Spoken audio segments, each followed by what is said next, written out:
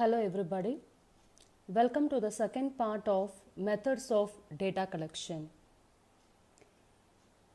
In the last video, we have seen about the method of observation. So in this video, we can see about the method of interview and survey method. So interview. The word interview is not very new to us. It is quite a very common word. And then it is a method we have been come across in our own life before stepping into any profession or any job. So we might have faced this interview. So interview is nothing but it is a one-to-one communication, and there you will be having an exchange of your ideas and your thoughts. And here it is a presentation of oral and verbal stimuli and responses. So interview is one of the methods to collect the data. Okay, we'll see how this interview is going to be a method to collect data.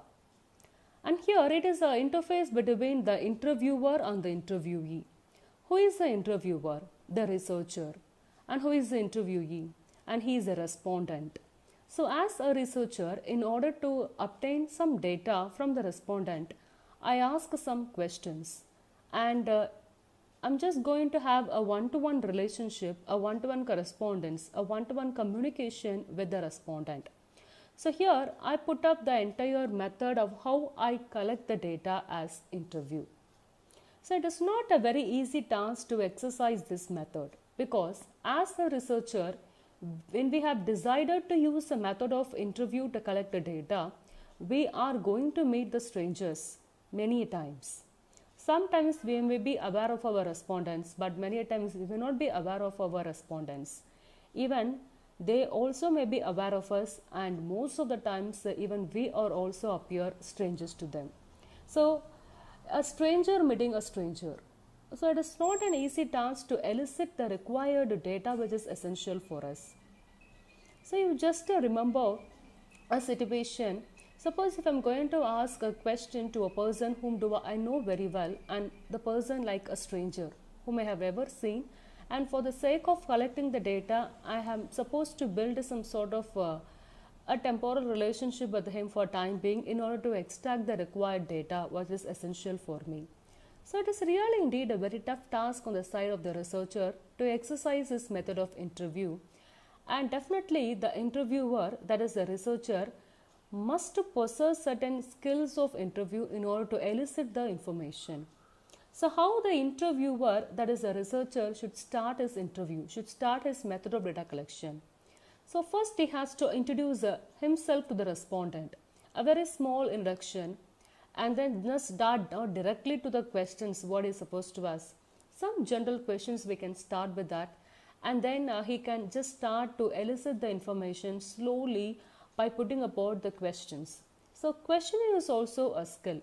We cannot always immediately ask like an open-ended questions, but always a close-ended questions. We have to make the respondent to say yes or no, maybe a one-word answer like that. We'll start with what is your name, so where are you residing, and suppose we want to say about the job, so what is he doing, for how many years, so about his family members, so about his income, about his occupation. So slowly we start asking such questions in order to build a relationship with him initially, because we want to make even the respondent to feel that yeah fine, this is not going to do anything for him, and we have to make him to come out of the strange feelings.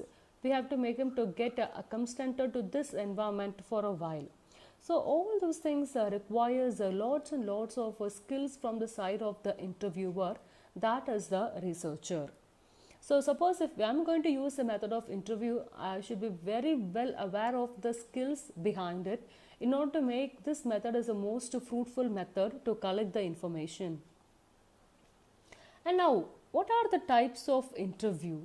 So there are two types of interview are there. One is the personal interview and another one is the telephonic interview. So what is the personal interviews all about? So personal interview, I have a one-to-one interaction or a one-to-one communication between the interviewer and the interviewee, that is the researcher and the respondent. And of course, it is a face-to-face discussion. I look at the face of the persons, that is a respondent, and as a researcher, they're also looking at me, and then there is a sharing of the whatever data which I'm need to it, I'm just getting from them. So this is what takes place in a personal interview.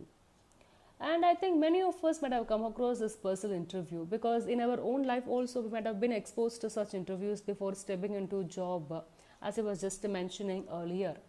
But here, when it comes to the research, there are two ways of doing this personal interview. One is a very structured way and another one is an unstructured way. So what I mean by structured? Suppose as a researcher, if I'm going to adopt this particular method of interview to collect data, I'll be very well prepared with a set of questions what I'm going to ask. It is a predefined. So I will not be worried about on the researcher side because it doesn't require much skill because I have prepared the questions and then I'm just going to ask them and I'm just going to get the data from them. So this is called about the structured. And then what about unstructured? No such prerequisites, no such pre-definition will be there regarding the questions. Now I won't predefine anything. So automatically on the spot, whatever comes to my mind, I just ask the questions, I just elicit the data from them and I just prepare the questions only at that time of interview. But this is also quite common, but this demands a lot of skills from the side of the interviewer. Because we cannot ask just very simple questions or just valuable questions simply with no meaningfulness. We cannot do that because when we start asking questions which has no meaning, which has no logic, then we cannot expect the respondents also to respond to us, to reciprocate us in a very proper manner. Definitely they will be getting frustrated and irritated. They will be skipping from this particular participating in this method of giving some data regarding any particular matter we are discussing all about. But here we have to make to feel the respondents that something, this interview is not just to while away time, but it has some purpose, it has some meaning behind it, it has some objectives. So in such a way that we have to present the things before the respondent. So whenever we are going to take a research questions or research level, we are going to collect the data for carrying out the research, then automatically we have to opt for the structured method. It is very, very essential. So when you go for a structured, when we are going for a predefined set of questions and asking to the interviewee, then automatically on the interviewer side, that is on researcher side also, it will be very less economical and it doesn't put us into much trouble into it. Because without a preparation, asking the questions at the time of interview, sometimes we can be misleading also. So it all depends on the researcher if he is going to choose whether a structured or an unstructured way of a personal interview. Now coming to the telephonic interview. So it sounds much good from the word itself. So I'm just going to collect the data over the phone. So again it is a two persons. But you just imagine, I cannot keep on collecting the data via this phone to all the members. So what I can do this? So it is not a method where I'm going to collect the data, but this is a method of screening. This is a method of filtration I'm going to make. So in this method, I can just test to whom all I can go and have a personal interview. Maybe sometimes it depends. Maybe the way they approach itself. If I'm going to contact a person over the phone, if it's a good response, then I can go and meet him personally to collect the data. If the response over the phone is itself not good and itself it is not up to the satisfaction, then automatically I can drop him, I can move on to the other person. And also it's a way to test the verbal reasoning and how the person is able to communicate, the oral communication skills. So telephonic interview is sometimes or many times may be used as a method of screening.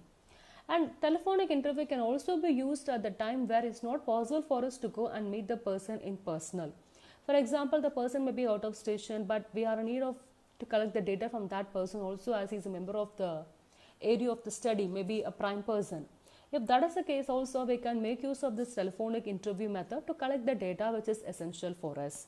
But mainly this method will be used as a method of screening to exercise the personal interview. Okay, what are the merits of this interview?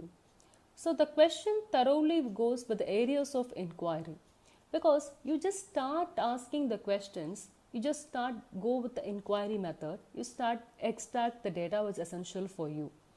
And of course, there is a great depth of response because it is you who are asking the questions and definitely you'll be able to get the response in depth. And also, as an interviewer, as a researcher, when I'm going to have a very direct contact with the respondents, then automatically I'll be able to get to know their feelings, their emotions, their attitudes, because they are the persons who directly take part in the method of giving the data. But at that time also, it is not only I just get the verbal or oral things, but also I'll be able to get to know how do they feel, what do they experience actually, and all things. So these are some of the merits of the method of interview. And limitations. Of course, it is time consuming because I cannot keep and moving to each and everybody to collect the data and having a personal conversation with them and having a personal communication with them and then getting the information which is very required. Of course, it is a time consuming process, and sometimes it is very difficult to generalize the findings because the perception plays a very important role. The answers will be differing from the individual to individual. So the way we are asking the questions, the way they are giving the responses, so it is quite also very difficult to generalize many a times. And sometimes we can say that the subjectivity nature of the interviewer plays a very important role. Whether the interviewer is subjective or he is objective in nature, whether it can be biased or unbiased. So the questions what he is asking is very important because it must be pertaining to what type of data he is going to collect from it. So the biasness of the interviewer and the nature of the questions he is asking, that also plays a very important role. And one of the major limitation I can say that it is about the relationship between the interviewer and interviewee. Suppose in case many a times the respondents may be out of a condition, out of a pressure, they might have been giving the answers, may not be wholeheartedly, may not be complete willingness won't be there. Sometimes also the interviewer instead of asking a lot of questions to so many persons may get frustrated also. And that time so whatever response he is getting, he just record and he just moves off. So the enthuse what he has got at the time of beginning of the interview method may not last till the end, because it is involving a direct relationship. You imagine an interviewer who is going to interview many persons in a single day, and definitely he will not be spending the same amount of time. Definitely he will be not able to get the required data. What is he getting from all the respondents, it differs. So in this type of setting we have the biasness of the interviewer also to be one of the limitations of this method. So interview method is a method where we can get a direct informations, and also we can get to know about the feelings and emotions of the respondents. So we may be go in personal with him, but exercising interview method, it is not that easy. As I said before, it demands a lot of skills. We must know a predefined questions, and those questions must be very much systematic and they must be logical, and it not be too much sensational or controversial issues. We cannot take it up and discuss with them, because it then again leads into lots of problems again. So the interviewer, that is a researcher, must be very well aware of what type of questions is going to ask, to what type of persons is going to pose the questions, who are their respondents. So unless otherwise if the interviewer is not aware of all those things, then it is very difficult to exercise this method. So once as a researcher, if I am very well aware of my questions and very well aware of my sample, my respondents' nature, my respondents' attributes, and then I can choose this method of interviewee to collect the data. And next we'll move on to the survey method. So survey method, see, the word survey is not very new to us. Now and then we are exposed to survey. So this method is one of the methods which is being commonly used to collect data. So it is a scientific process of acquiring data and opinion, and we have a predefined group of respondents to gain information and insights on various topics of interest. So survey is actually a systematic way of getting the data. So we are exposed to many surveys, and nowadays our WhatsApp, telegrams and emails are flooded with surveys, that is an online surveys. Sometimes we take it up, sometimes we don't take it up. But when we are going to take it up a survey, you might have personally experienced how systematic it is to collect the data, how it is a scientific way they are going to present it to get to know the opinion of us. And the survey is not passed to everybody. They have a target group of the respondents. If it is going to related to business, they send to the people who are related to business. If it is related to education, they send to professors like us, academicians like us to get the information. If it is going to be taken for the student, then they go for the student community. So they are not going to present the survey to everybody, but to a particular predefined group of respondents. And then they start collecting the essential information, what is needed for them. Now, what are some examples? They are quite common examples. So, customer satisfaction. Okay, if a particular company has launched a particular product and it has been in the market and the customer has started to use it, then automatically they will be getting a certain type of data regarding their satisfaction, the customer satisfaction. Maybe if we go with a restaurant has been started with 2 years of service, they want to improve it. Okay, on what basis it has to get improved? So they go with that. So they are in need of the customer satisfaction. And then what about the strategic planning survey? Suppose in businesses, if we are going to have some challenges, have some risk, so what are the strategies can be made? So in order to make some discussions regarding that aspect, we can go ahead for the strategic planning survey. So course evaluation. So if you are going to introduce a new course in your particular college, then what about that evaluation? Whether the course is good, whether it is good for an employment or entrepreneurship, whether it has some significance in the present situation, whether it is able to get a job, and whether it is helpful for you in that placement. So we go with many other aspects. So these things are subjected to the teachers, the academicians, we can say, and for the student. So all surveys are not exposed to everybody. I cannot go with a course evaluation survey to business people. I cannot go with the business demographic survey to school children or to a teacher, something like that. So as it is mentioned earlier, they have the group of respondents. So it's a predefined, and then they go on with a survey. So business demographic survey to get to know about the personnel involved, about the demographic, so about their name, about their occupations, about their income and all aspects, whatever related to the demography. So we just collect the particular data pertaining to these things. So we are exposed to such surveys, and these surveys are not very new to us as of now. But we'll then see what are the different methods are there and which method is very good and commonly practiced in recent times. So survey design. Okay, now we have decided that I'm going to collect the data by using the method of survey. First, you want to define the objective. Okay, why I'm going to conduct this survey? What is the purpose for me? Now, recently, many surveys are coming like the impact of COVID-19 on the education system, and what is the impact of COVID-19 on the businesses? What about the challenges and how to translate the challenges to opportunities? So many surveys are there. Now, as of all, you know that we are exposed to a number of webinars and online learning platforms are there. What will be the impact of such things on the future educational system? What will be the impact of e-educational system? So they started to conduct lots and lots of survey now with the common domain as COVID-19 impact. So I have to first of all give what is my objective, why I am going to conduct this survey, what I am going to get out of that. So those things must be defined. A number of questions. I cannot keep on asking some questions according to my choice to the respondents, because it is not I am going to respond. It is some other persons are going to respond. We are going to spare some time for us, and then they are going to give their own opinion.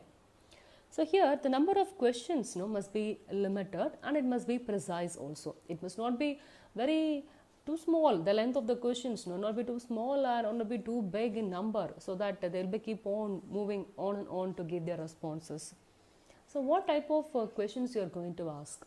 Whether you are going to ask like an open-ended questions or a close-ended questions, which will be saying in depth when we are going to discuss about the method of questionnaire. So here question types is also playing a very important role. Suppose you are going to have a yes or no type questions, whether it is a fill in the blanks or whether you are going to ask them to give a feedback or it's just going to only a tick. So it depends. So the questions what you are asking must be very simple in language. It must be easy for them to understand. It must not be very high-fi language which you are not able to understand, and the questions what you ask should be always free from ambiguity, free from vagueness. It must be clear, it must be very precise. What you are asking to ask, put in a very simple words, So instead of using so flowery words, instead to enrich and give a rich look to your survey, some people will be using very difficult words which people will not be able to understand. So they skip the questions and move on to the another, and there the survey fails. The continuity is getting failed over there. So consistent scales. So on what basis you are going to have the survey, the 3-point scale or 5-point scale? We are going to employ some rating scales. So how much you like, how much do you agree with that? So give some consistent scales. If you are going to give a lot of some 7 scales or something like that, it is difficult for them to go ahead to which to locate. So give them 3 scales. It is be easy for them to have a better understanding, or 5 scales you can give. And there must be a logic in what questions, because as I said, it's a systematic way. The very first questions leading over to the another question. So here the first question is moving to the other questions, and it again follow. There is a sequence behind it. There is a logic. There is an interconnection between it. So your questions body must be have some logic in nature. So suppose second question must have some continuity with the first questions, third with the second. If I'm going to have some other sub questions like that, then of course they must be related with one another. So what are the survey methods you can go with that? So initial days we went on with the face-to-face. We go to the respondents, we just collect whatever data essential for us on the survey, and next we went to the paper method, next we went to the telephone, and now we are starting to use the online surveys. So what is a face-to-face? So the word itself gives us lots of meaning over there. You go, there is a direct way, you collect the response. And coming to the paper, you just start to give the paperwork to them, what you prepare a survey, and ask them to fill it up and give you. And telephone. And sometimes when we are not able to get the respondents direct in touch, we just automatically move towards the telephone. And now this is an online era, and it is an online period. We always post and we just get it back. So what are the survey distribution methods? Okay, I have prepared a survey, I want to distribute it. Now I am going to focus much on this online surveys, which are now gaining much momentum, because very rarely we go to the field work, we collect the data, and depends, whenever I am going to focus much on the village, if I am going to focus on rural communities, socially, economic backward community people, to those sectors I may go with the face-to-face or a paperwork, sometimes it's needed. But many times when I'm going to target my group on literate and learned people who are exposed to social networks, if that is the case, many of the things will be taking place like that nowadays. So at that time you go for the online surveys. So how to distribute the survey? I can adopt the method of email. So I can use, you can send an email as we all receiving as of now. Or sometimes you put it in a website. You just embed the survey in the website, and you can a number of users when they are just going for the browsing, immediately they get the survey link over that and just click on it, they give their data and come back. And there is some Question Pro app. So even using certain applications also we can distribute the survey to the people. You can post the social network as we are doing now, like we have WhatsApp, Facebook and Telegram. We just start posting the things into the social network and we are getting into it. So sometimes we use the QR code, the quick response code. Nowadays in many of the webinar flyers, online program flyers, we are just noticing the QR code. Just you scan it, you get the registration, and everything is getting done with the help of the QR code itself. So it is a process. And sometimes we send SMS also. This was a time when online surveys began to gain momentum. This SMS was being used as a method to just get the survey, but not many questions, but some few questions you ask in SMS and you get back your reply. So these are the things of how the survey can be distributed to the respondents. So instead of us on our own side going and giving in each and every time, it is quite impossible for us, and presently it is quite a hectic and difficult thing, because we'll be spending a lot of time itself in data collection when you're going to use a very direct way of going it. But these are the ways how can I distribute my survey to the respondents. And now I like to focus something about this online survey. Now what we are using it much. See, online survey is you prepare a structured questions, a set of structured questions, and the respondents completes over the internet, just filling the form like a Google form. Now it is very easy because we are having a number of templates also available for us. So if I'm going to go and survey method on this, initially a budding researcher may not be knowing how to structure the questions, what type of questions should be there, and what type of continuity must be there, and what all the types of question we can do it. Many of the researchers are not aware of it. But then if we just have a template, we can get an idea, and then we can start manipulating it, and we can start adding and deleting according to our own needs. So this is how the learning process. So initially when I'm going to do that, then automatically when I'm going to take up such a surveys, then I'll be get used to it. Okay, what are things will be coming. So when you are going to provide a template to the young researcher, then it will be easy for him to collect the data by using the method of survey. But I can ask, why online survey? So for the accuracy. So if you want certain things to be a little accurate, in the sense you can go for the online surveys. And easy participation. Yeah, of course, because there is no need of it. Just you can going to click or just you're going to touch, your response is getting recorded. So it is very easy for them to participate. And of course, it is quick to analyze also, because all data you are getting immediately in a spreadsheet. And sometimes when you're going to go to Google Forms, the responses, it itself puts a pie chart, it itself puts a bar chart, and it's giving you some type of responses, analysis. So it's very easy for you to go ahead with other data, what you have been receiving it. Great branding exercise. Of course, I can say that nowadays, when many of the institutions are sending a lot of feedback forms and they have the image of the institutions. So it is also one of the ways to propagate about their institutions. So suppose if a company is conducting a survey like that, and if they are putting a brand, their products as an image. So whenever we look at that form, whenever we are filling it, we automatically get the sight of their brand, and their product is also getting propagated in one of the ways through this online survey. So respondents are flexible and honest. Of course, there is no constraint, there is no pressure, there is no control here. They just look at the survey at their own pace, they just click it at their own will and wish. So the reply is very honest, because no one is observing them, no one is in the front of them, no one is pressurizing them, no constraints. Very directly the flow of response takes place. And as I was mentioning earlier, the survey templates are available any number. So as a young people, or if you want to get some other new ideas to be incorporated, so what type of questions I can ask them, so that I can get into my own data to be more accurate and consistent. Suppose if I'm going to include a very new topic, I'm not sure how to get that information in an exact way. That is exact in the way, in the sense, I want to make my ideas to put up in a very simple question. So how to do that? So when my task is like that, then I can go ahead with a survey templates. So I can get a better idea, and it is a kind of enrichment. So it is not only going to assist the young researchers or young budders, but also the other persons who are again in the field also can get enriched by using the survey templates.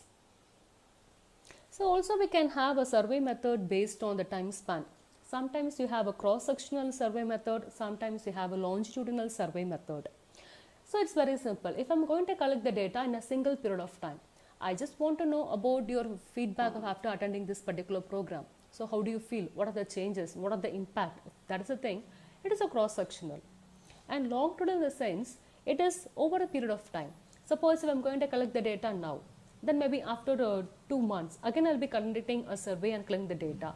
So to know about the prolonging, the continuation, suppose if I'm going to use a product as of now, and what will be the impact of going with other for 2 months of continuous usage of this product, whether you feel any change, whether there is any positive impact on you.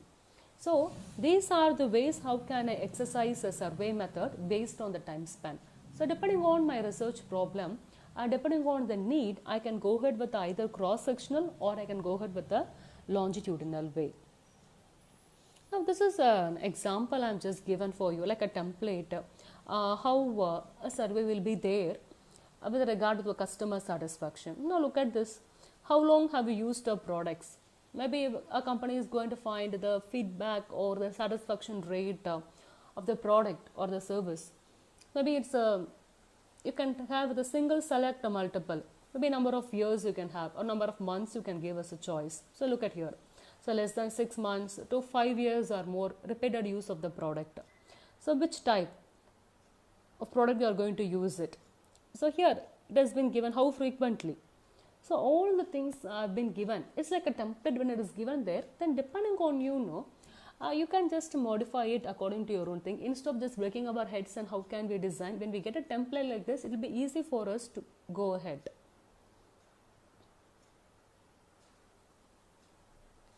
And also, how likely it is that you would recommend to a friend or a colleague. So, of course, when you're going to satisfy with the product, we start recommending you. So, this is all about just an example of how to conduct a survey. It's a template. It is highly available in many of the websites which are of free access. You can just sign in up, you can get a number of templates, and you can just go ahead with your data collection. What are the merits? Here the representation is very high. Many of them will be participating it. No one will be excluding the things. So no one will be refraining from being a participant of the survey. So the representation is very high. It is cost efficiency. You prepare a survey online, you post into it, and you get the results. So it's very cost efficiency. It is convenient. So observer has no role in that. No biases.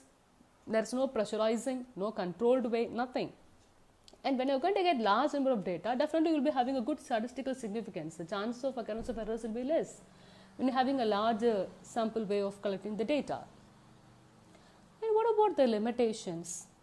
Maybe what I here mention about the inflexible designers. If I'm going to set a particular survey, I cannot change it. I cannot change the questions. So I should be very cautious before designing it. Maybe it's not fit to all kind of respondents, because since I'm going to cover a large number of people, I'll be always more about only very general. I cannot be catering to the specific needs of the specific kinds of the respondents. So I will be asking a general questions to everybody. Whoever attends the survey is supposed to go along with all these questions, general. And suppose I'm going to discuss any controversial things, controversial ideas. Of course, this survey is not suitable for it. I'm going to discuss something about some influence of, some impact of certain aspects which are highly controversial in nature, and at that time I cannot go ahead with the survey method. So these are some of the limitations. But the survey method is most commonly used to collect the data. So once you start deciding the method by which you're going to collect the data, the very first method which strikes your mind, you go for a survey. You just go for a survey, you just post a survey, and you just collect the data, and after collecting data, you start analyzing and interpreting and going it. So I can say that it is one of the most common method which is used to collect the data. So in this video, we have seen about the method of interview and the method of survey, and both the methods are the good methods to collect the data. And as I was mentioning in my earlier video, it all depends on the researcher, the research problem, and it is the nature of this sample. That is, I can say about the respondent's statistics, which plays a very important role for the researcher to select the appropriate method of data collection. So we'll be seeing the other methods in the forthcoming video.